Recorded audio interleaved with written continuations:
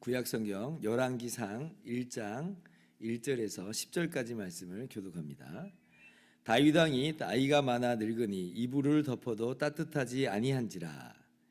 그의 시종들이 왕께 아뢰되 우리 주 왕을 위하여 젊은 처녀 하나를 구하여 그로 왕을 받들어 모시게 하고 왕의 품에 누워 우리 주 왕으로 따뜻하시게 하리이다 하고, 이스라엘 사방 영토 내에 아리따운 처녀를 구하던 중 수넴 여자 아비삭을 얻어 왕께 데려왔으니 이 처녀는 심히 아름다워 그가 왕을 받들어 시중 들었으나 왕이 잠자리는 같이 하지 아니하였더라. 그때에 학기세 아들 아도니아가 스스로 높여서 이르기를 내가 왕이 되리라 하고 자기를 위하여 병거와 기병과 호위병 50명을 준비하니, 그는 압살롬 다음에 태어난 자요 용모가 심히 준수한 자라.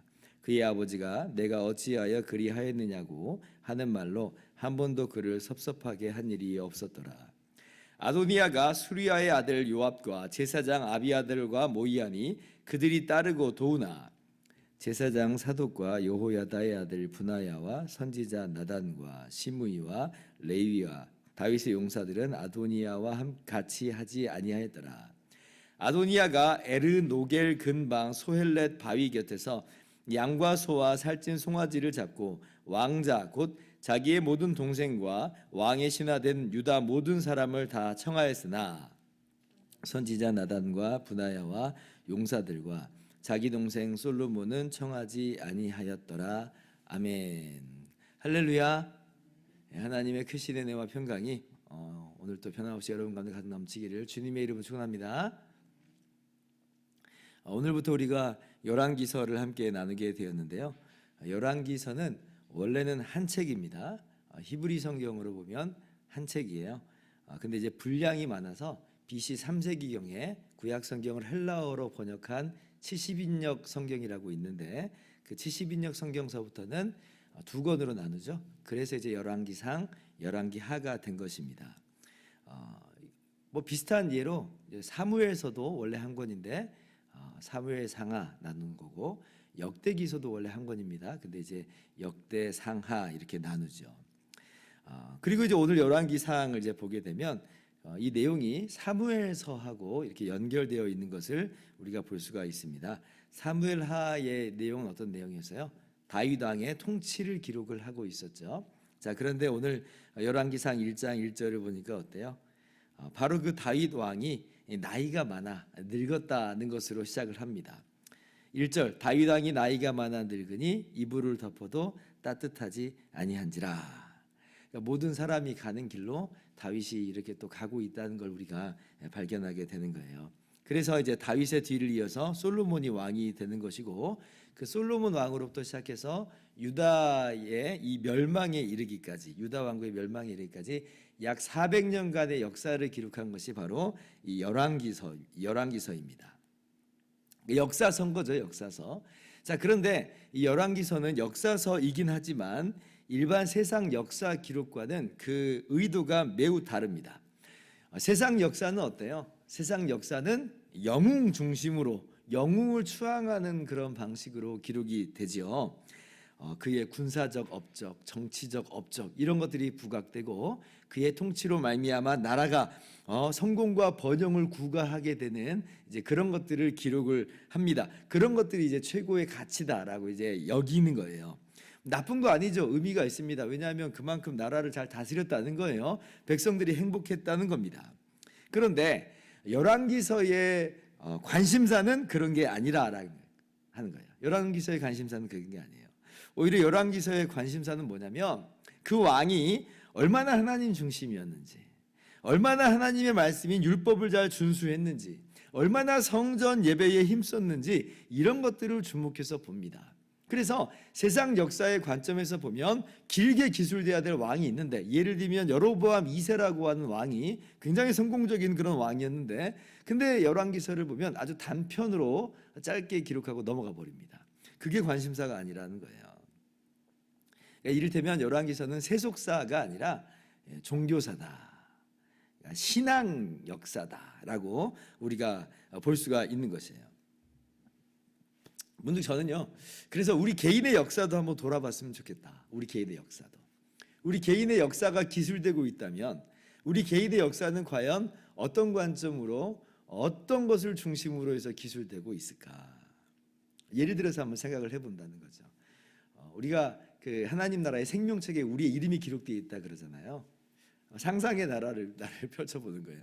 우리의 그 이름이 기록되어 있는 그 옆에 주석에 아마 우리의 역사도 삶의 역사도 기록이 되어 있다라고 예를 들어서 가정을 한번 해본다면, 그러면 과연 우리는 어떻게 기록이 되는가? 무엇 중심으로 거기에 기록이 되어 있을까? 우리가 이루어놓은 이 세상의 많은 업적들이 화려하게 거기에 기록이 되어 있을 것인가? 아마 마찬가지겠죠. 물론 그런 것들이 전혀 가치 없고 의미 없다는 건 아니겠습니다만은 그러나 정말 거기에서 더 중요하게 기록되어 있는 것은 우리의 인생 속에서도 이런 걸 것 같아요. 우리가 이 세상에서 살아가는 동안 정말 구별된 하나님의 백성으로 살아갔는가?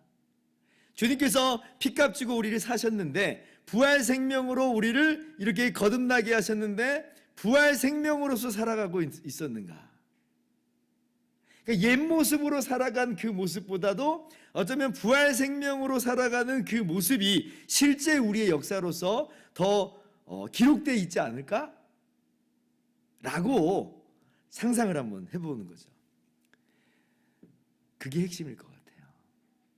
우리의 이 인생의 역사도 일반 세속사와 다릅니다. 왜냐하면 우리는 새로운 생명이요, 새로운 피조물로 거듭났기 때문에 그래요. 우리가 어저께 부활주일을 함께 모여서 예배를 드렸는데, 이게 부활주일 예배로 그칠 게 아니고요, 사실은 우리가 이제 부활 생명으로 살아가는 것이 너무 중요하거든요. 그러니까 우리가 그렇게 부활 생명으로 살아가실 수 있기를 주님의 이름으로 축원합니다. 자, 그래서 이제 다윗이 이제 늙었어요. 그래서 이제 후계자를 세워야 되는 이제 때가 된 겁니다. 오늘 말씀 이제 1장을 보는 거예요. 자, 여기서 그럼 이제 누가 치고 나오냐면 이제 아도니아라고 하는 이 다윗의 한 아들이 자신의 세를 과시하는 것을 보게 됩니다. 대체로 이제 왕이라고 하는 것은 장자가 이제 그 왕위를 계승하는 게 일반적인 것인데요. 근데 이제 다윗의 가족 역사는 좀 슬픈 역사를 좀 안고 있죠. 장자는 원래 암논이라고 하는 사람인데 아주 추악한 성범죄를 저질렀고 동생 압살롬의 손에 의해서 살해를 당합니다. 그리고 이제 셋째가 압살롬인데, 압살롬은 여러분 잘 알고 있죠. 반역을 일으켰어요. 다윗 왕을 몰아냈던 사람입니다. 근데 이제 반역이 실패로 돌아갔고 그리고 전쟁에서 이제 죽임을 당합니다. 둘째 아들이 있어요. 길르압이라고 하는 아들이 있는데, 근데 이제 성경에는 이 둘째 아들에 대한 기록은 거의 없어요. 그래서 아마 학자들은 추측을 하기를 일찍 어렸을 때 죽지 않았을까 이렇게 예상을 합니다. 자, 그러면 첫째, 둘째, 셋째, 그 다음에 이제 누가 나와요? 넷째가 나오겠죠? 그러니까 아도니아가 넷째예요. 그러니까 아도니아가 어떻게 보면 딱 보니까 첫째, 둘째, 셋째 다 뭐 없어졌거나 지금 사라진 상태이니까 그럼 이제 다음은 나다 이런 생각을 하는 거죠. 자신이 왕이 되어야 될 거라고 아도니아가 스스로 생각을 한 것입니다. 5절 보니까 그때의 학기세 아들 아도니아가 스스로 높여서 이르기를 내가 왕이 되리라. 내가 왕이 되리라. 자기가 자기를 봐도 괜찮거든요. 6절 보면 이 아도니아 외모가 거의 압살롬에 필적했던 것으로 보여요. 압살롬도 굉장히 정말 잘생겼잖아요. 근데 아도니아도 거의 못지않게 잘생겼나 봐요. 그리고 아도니아가요, 아버지 말을, 다윗의 말을 굉장히 잘 들은 모범생일 수 있습니다. 6절 하반절을 보면 이 다윗이 내가 어찌하여 그리하였느냐라고 이 섭섭하게 한 적이 없었다 그러는데, 다윗이 가정교육을 잘못한 거일 수도 있어요. 그런데 다른 각도로 본다면 아도니아가 굉장히 모범생이었을 수 있어요. 그러니까 말을 안 듣는 아이가 한마디 듣는 거지, 말을 잘 듣는 아이는 한마디 듣는 일이 없잖아요. 그래서 아도니아는 어쩌면 모범생일 수 있어요.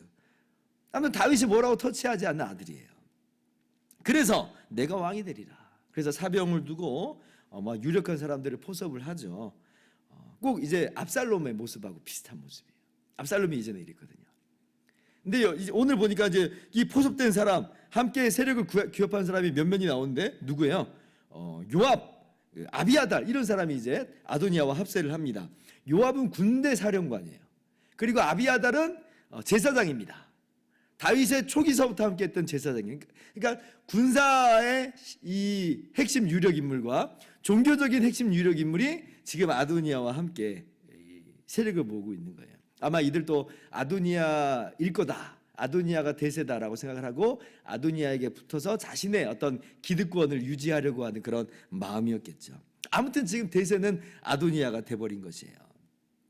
자, 그러면 역사는 과연 어떻게 진행될 것인가? 이것만 딱 보면 어때요? 아도니아가 왕이 될 것 같아요. 자, 그러나 역사를 이루어 가시는 분은 누구인지 오늘 말씀이 계속해서 우리에게 이야기하고 있어요. 궁금하죠? 그건 내일 하겠습니다. 자, 오늘은 그래서 하나만 적용하겠습니다. 결국 아도니아는 왕이 되지 못해요. 아무리 인간적인 조건과 어떤 스펙이 대단한 것처럼 보여도 사람이 역사를 끌고 가는 것은 궁극적으로 아니다라고 하는 것을 우리는 오늘 말씀에서 다시 한번 확인해 볼 수 있습니다. 그래서 우리가 아도니아처럼 마치 내가 모든 걸 다 가진 것인 것 마냥 거만하고 자랑할 것은 아닙니다. 오히려 교만은 패망의 선봉이요 거만은 넘어짐의 앞잡이다 라고 하는 그런 말씀을 항상 마음 가운데 새기면서 우리가 가지고 있는 조건과 어떤 외모와 어떤 성취들을 우리가 자랑하고 내세울 것은 전혀 아니다라는 거예요.